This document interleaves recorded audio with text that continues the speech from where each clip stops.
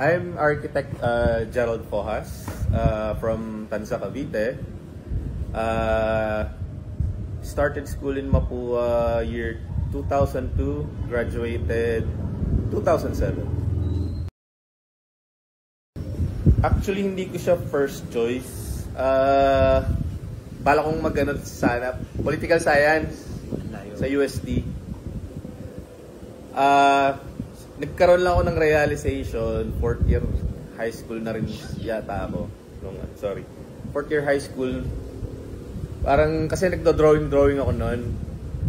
Yun lang, yun ang naging ano ko. Sabi ko, try ko yung architecture sa, sa mga entrance exam. Kumuha akong entrance exam sa UST. First choice ay political science. Second choice, architecture. Pareho akong bagsak. So,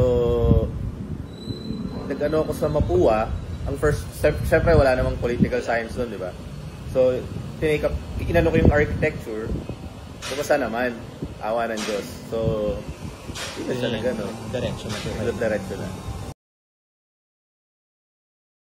Ano naman, smooth. I mean, hindi naman siya sobrang smooth. Siyempre, may ups and downs din. Hindi naman ako perfect student, hindi naman ako perfect A student. Bumabagsak din ako, siyempre, di ba? Hindi naman tayo, Although, nagsisikap talaga din. Alam ko naman yung responsibilities ko sa asan. Hindi naman. Ano po yung pinakamahirap na subject for you po as an architect? Para sa akin, siguro nahirapan ako design 3. Talaga po? Design 3. Interior po yun, di ba? Yung sa design 3. Nung time namin ng design 3 ay, if I'm not mistaken, ano siya, ang pinaka niya, parang clubhouse development, parang ganon. Si Ma'am Sok, yung aming prof nun. Yun ang pinakamahirap. Para sa akin, Para sa akin. Apprenticeship time, isa lang yung naging ano ko Actually, isang company lang ako nag-apprentice. US-based siya. Hindi ko sure, retired na siya. Si Architect Reyes. Pero ang firm ay Hoshida and Reyes Architects. Ang base nila Sacramento, California. Nung time na yon. And then, siya matanda na siya Anong time na yon parang 70 years old na siya, halos. Punta siya dito, parang mag-settle down na lang dito. Tayo siya ng maliit na office, parang satellite office. Na-hire kami, dito sa siya dati. Noong una, Alabang kami, and then lumipat kami ng Silang sa West Grove, Ayala West Grove Heights. Kasi nandun yung bahay niya. Doon kami napalipat. Nag-work ako sa kanya for 2 years. Kasi nung gumraduate ako, hindi naman ako direct na nag-work agad. Nandito muna ako sa amin, tumulong muna ako sa business namin, gano'n. And then, siguro, towards the end of 2007, doon ako na-hire. Graduate ako ng June 2007. So, towards then, mga December or November, doon ako na-hire sa kanya. As apprentice, 2 years.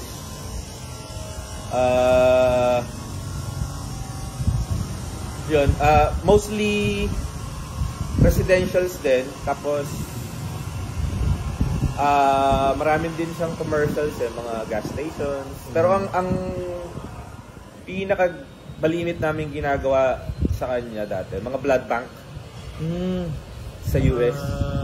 Parang sa medical. Parang medical. Parang siya, parang mga storage facility ng mga yung mga testing centers, mga ganon.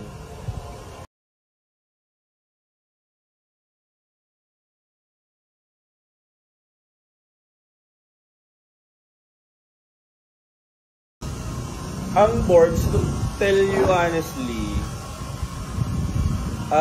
nag-board ako ng 2009. 2009, if I'm not mistaken, January. Kaso hindi ako pumasa. Bagsak ako ng first take. 2009, Then, nag-stop ako ng hindi ako nag-employ nun eh. Dito lang din ako sa business namin. Since may construction naman kami, di ba? So, dito lang. After noon, 2009, 2010, 2011, nag-decide na ako magpunta ng US. To test the waters lang din. Menial job. Hindi pa ako nakapasok ng firm noon. I decided to go back ng June 2011 para mag-review. So nag-review ako from August to December of 2011. 2012, kumuha ako ng board. And, diba, thankfully, pumasa. Pero, hindi na rin ako nakapag-employ dito. Kasi, by February, kailangan ko nang bumalik ng US. So, bumalik ako ng US. Menial jobs ulit.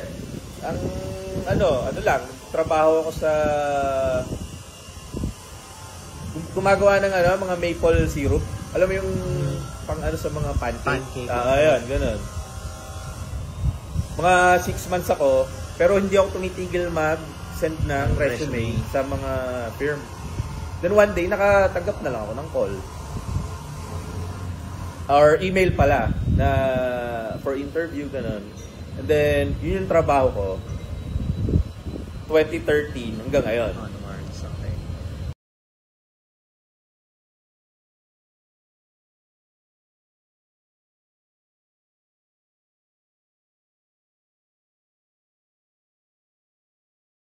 So, mostly, ang ginagawa nga namin, residentials, diba? New construction, remodels, additions. May konti-konti kaming mga commercials, pero bihira.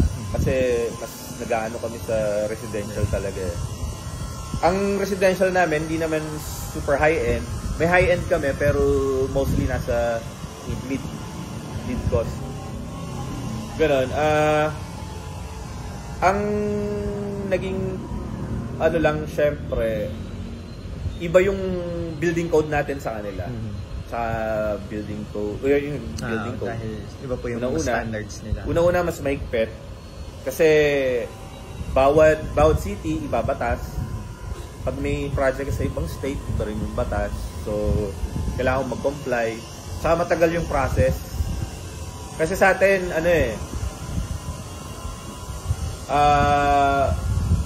hindi ko naman sinasabing lahat. Pero 'di ba, pag dito sa atin gawa ka ng plan, kausap mo si client, tapos na yung napag-usapan niyo ng plan, napasa niyo sa government. Minsan tapos na kaagad 'yon, 'di ba? Wala nang ang nagiging problema na lang sa construction. Pero sa kasi sa California, matagal yung process. Kapag nagpasa ka ng construction document sa kanila, minsan inaabot ng taon bago ma-approve. Grabe. Oo. Usually pag new construction, matagal talaga. Kasi pabalik-balik. So, sila kasi yung check eh. Pag pinasa mo sa kanila, babalik sa'yo, may comments, gagawin mo. Pasa ulit. Pag hindi sila na-satisfy, hindi nila i-approve. Kaya ganun katagal yung duration ng approval. Oo, yung approval. Okay. So, yung difference ng building practices nila. Building practices. Mas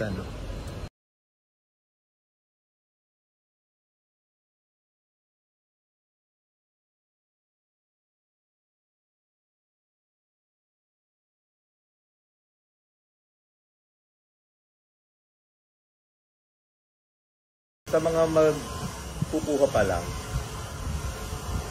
ng architecture, siguro lang yung sipag lang ba, kasi hindi naman siya parang, di ba, may stigma na parang mahirap yan kasi yung architecture. Tiyaga lang talaga eh. Makukuha yun sa tiyaga lahat. Totoo. Yun po. Yan. Okay, so tiyaga. si Architect Isabel Paula Peñas. I am... Kailangan ba ng age? Hindi. I graduated undergrad sa FEU, Far Eastern University, and I'm currently taking my master's degree sa University of the Philippines naman, under the History, Theory, and Criticism program. Why architecture? Naunahan ako ng nanay ko sa down payment. Napunta ako sa ibang school. Hindi, joke lang. I stayed in architecture after 1 year. No joke. Dahil ko sa isang prof who kind of showed me I'm more of a fine artist kasi, as in drawing. So, that prof showed me that where I am now is the perfect intersection of art and science na interest ko. So, the intersection of art and science is problem-solving design. Siya yun. So, dun ko natutunan na, yung drawings pala natin can help solve problems. Hindi lang siya aesthetic. Ayun.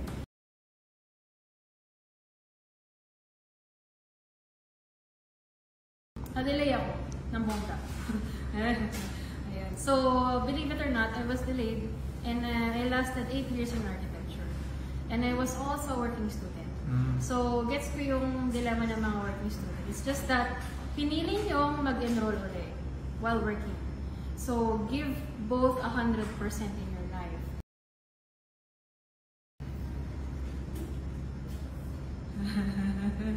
Wait, lahat sila nagka-flashback sa akin. It's all coming back. Surprisingly, hindi ako nahirapan sa calculus. I was one of the 3 people who passed our class. And I'm really proud of that. Kasi yung prof namin, ganito magsalita, class, mag-aaral, diagram, differentials, dito. Tapos kami yung tatlong nakaupo sa harap. So, it's not. What was hard for me was building estimates. Ang hirap. And then, it was hard because the professor wasn't a professor. Pinanta niya lang yung story ng buhay niya. Ayun.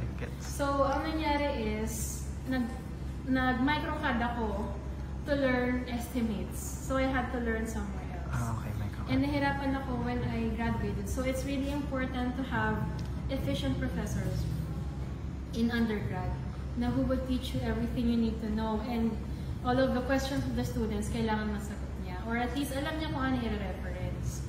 Kasi ako, ngayon as an architect, I really am not confident about my estimate skills. Kailangan pa ako magbukas ng maraming libro or na maraming spreadsheet para makapagbigay. So, yes, estimates become the hardest because hindi kami nabigyan ng samples or whatnot. Had to learn it by myself.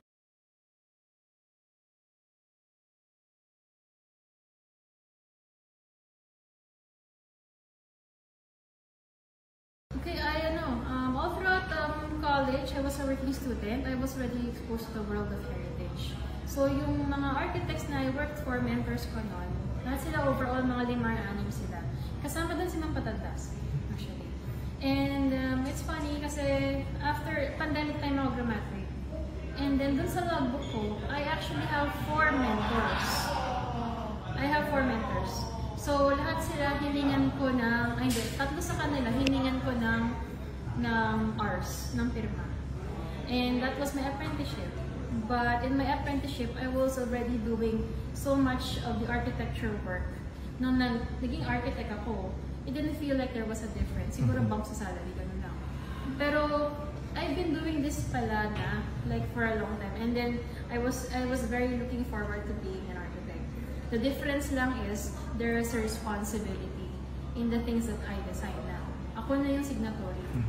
So, lahat ng nanggagaling sa utak ko, kailangan ko ma-back up yan ng solusyon, ng estimates, ng cost. Kasi, investment yan ng client sa'yo.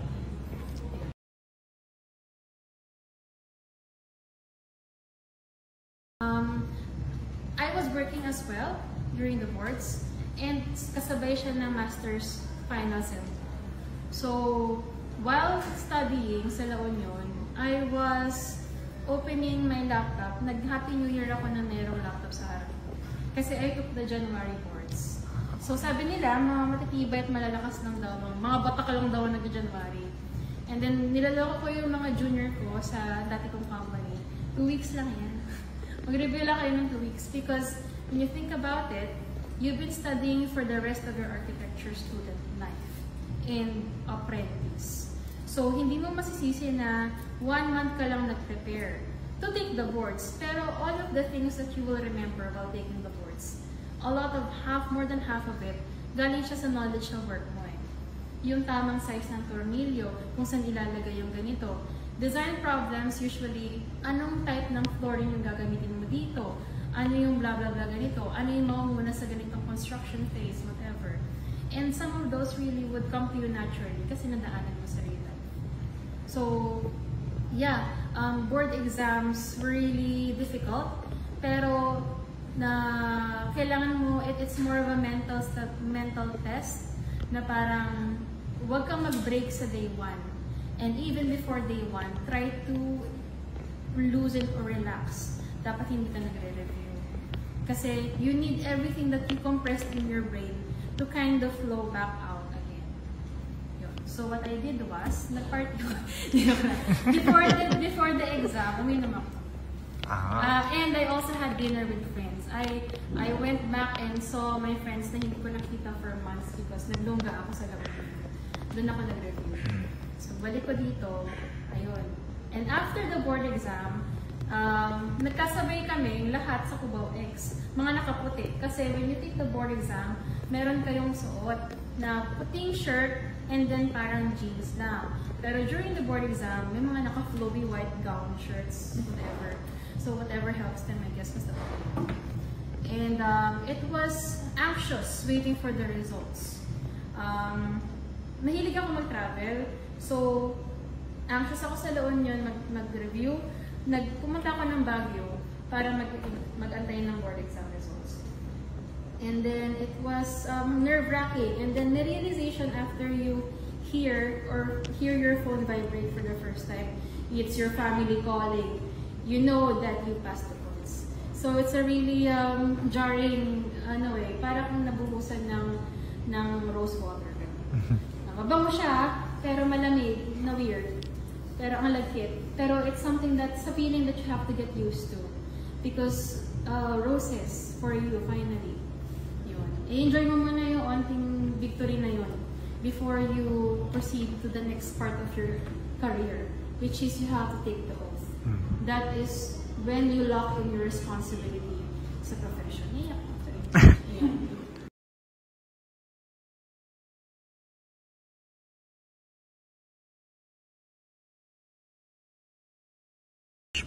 Ayun, so ever since then, napadpad ako sa mundo ng heritage, yun na talaga. Specialization ko doon is I know how to, basically I date buildings. I know how to tell their age. By the building technology, by the architectural style, combination yon. So I know that this building is around the 1930s, 1920s. And then nagkaroon siya ng modern iteration. Itong building na ito, tsaka ipatapat natin. That was built during the 1950s because of the building technology. So, specialization yon, and that was really helpful when we did site work a lot. And I still do site work, yung mga NDA akong jobs. I also help with heritage documentation, heritage assessment. Basically, think of us as doctors ng mga buildings na luma. So, may mga symptoms, may mga sira, pero ano yung underlying cause? May moisture damage siya dyan. Dahil ba sira yung roof niya? Or meron siyang problema sa ilalim? So, that is one of the things that we kind of solve. And then, bibigyan namin ng full reseta yung building. Okay. In the form of a conservation management plan. Gagawin yung So, something close to it, okay? Magkakaroon tayo ng lecture about that. Kasi design for learning. So,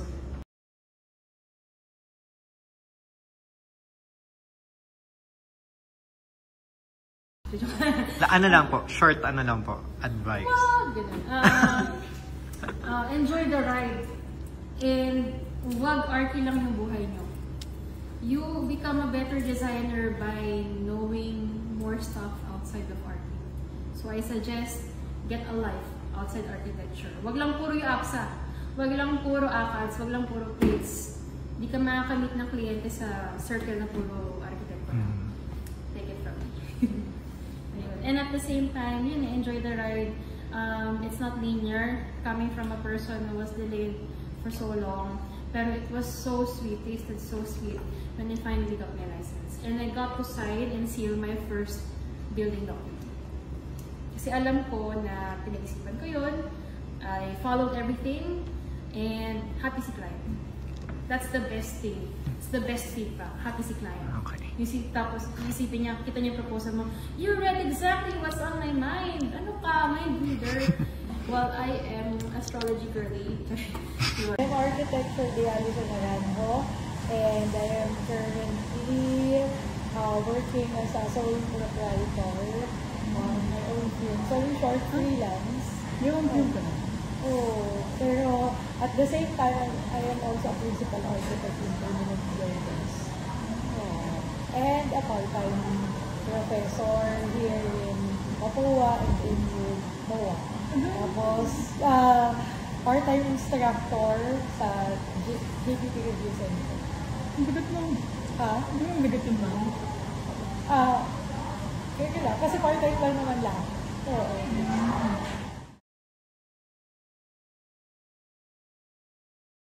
T-square. Oo. So, explain.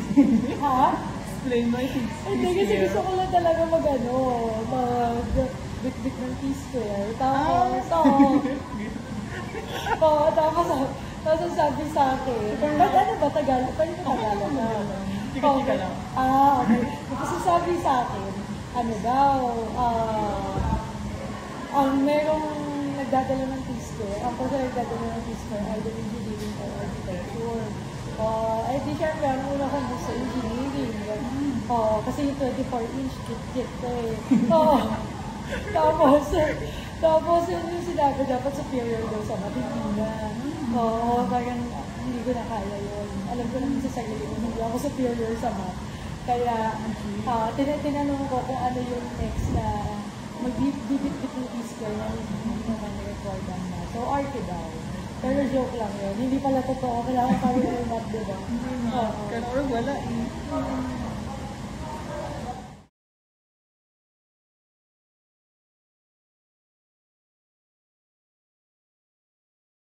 Yung undergrad, Yes, ma'am. design. Design. Oo. Hindi BTEC? Hindi. Or nakadepende sa school na? Ha? Nakadepende sa school. Kung ano yung curriculum? Parang design lang din lagi yung may memories ako.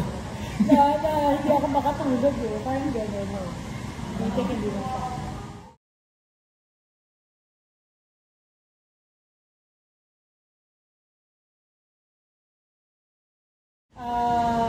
During my apprenticeship, 2 years naman, no? yung 2 years certified experience, hindi ako din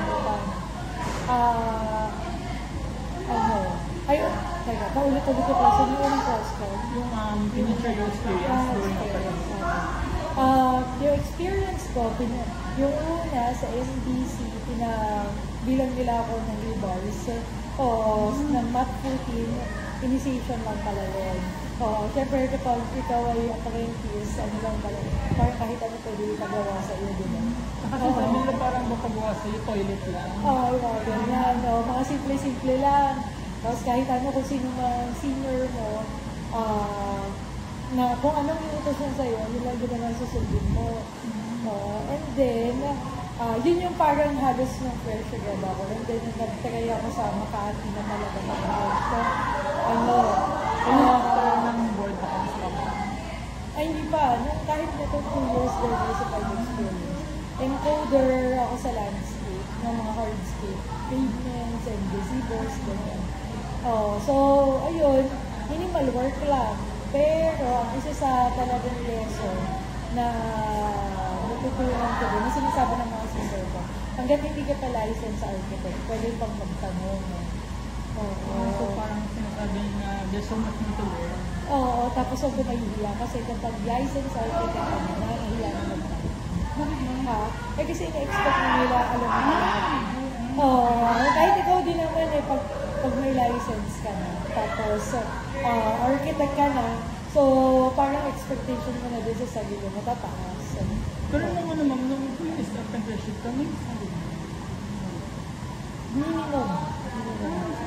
Pero yung iba loud. Ako kasi, nung student ako, naging irregular ako dahil nasa math subjects. Kaya nag-apprenticeship na din ako. So parang mayroon akong ibang work pa.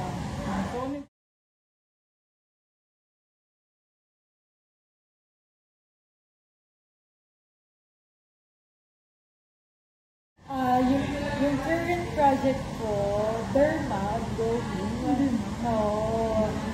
Then, tapos yung isa ay tapos yung isa ay two-story, half renovation, half parang new construction. Pero dalawang bahay siya na parang ginawa ng isa. And then, yun sa Derma, nakaka-excite ko sa bagong design. Ay, di ba hindi naman. Kasi interior ng Derma, then syempre may pagkahal-end ko na outside. And then yung isa, ano ba yung brand mo? nagsistart pa lang, na parang ang gusto nila below level. Kaya nakaka-excite. Pero ang arte kasi ng client ko, hindi nakaka-excite. And then, yung ngayon, naman, malaki din yung project. Tapos mabait yung client. Na parang gusto nila agad yung design. So parang for them, perfect na siya. Parang gano'n. Parang ang nakaunang sa thesis. Kaya din ako na-excite. So the most, parang digital being architect, kasi revision talaga. Yung masatisfy yung gusto ng client.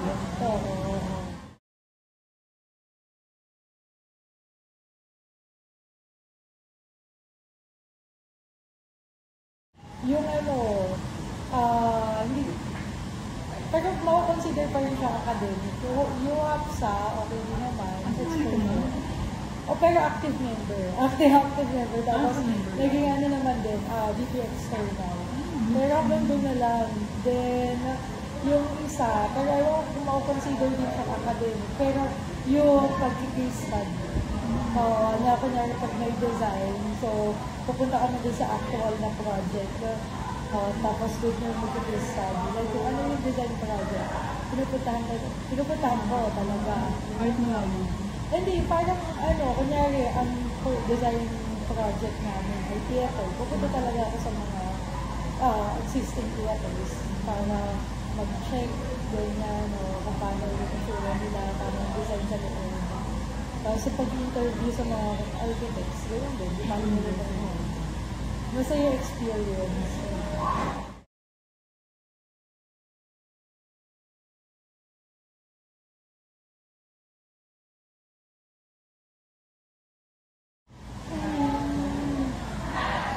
Appreciate nila yung architecture kasi ako late ko na-appreciate yung architecture. Kung kailan nagtuturo na ako, gano'n, doon ko lang siya na-appreciate. Additional question lang is, during parang architecture journey nyo, parang naisip nyo din ba na Mag-shift? Oo naman, So, if ever na nainig ng person na kung mag-shift, ano po mga advice niya? Kasi ako, naisip ko mag-shift dahil parang hindi ko rin talaga ma-appreciate yung architecture dati. Pero dahil sa mga friends ko, sa mga classmates ko, hindi ako na-encourage mag-shift din. So, napunta ako sa tamang group. Tapos, kaya siguro, kung nag-dishearten sila, kung sila din sa grupo na passionate sa architecture, ganyan. Pero kung hindi talaga nila interest ng architecture, pwede naman sila mag-try ng iba. Hindi naman din talaga. Advice mo think? Kailangan talaga ng passion talaga. Mas malaking factor yun. Kasi, lumalabas yung quality ng design mo or yung output, yung quality ng output mo kung passionate ka talaga or natutuwa ka talaga sa ginagawa mo. Kahit sa mga project student din. Yun na ba yung end? Bilis naman. Sige, okay. Thank you. Thank you, ma'am.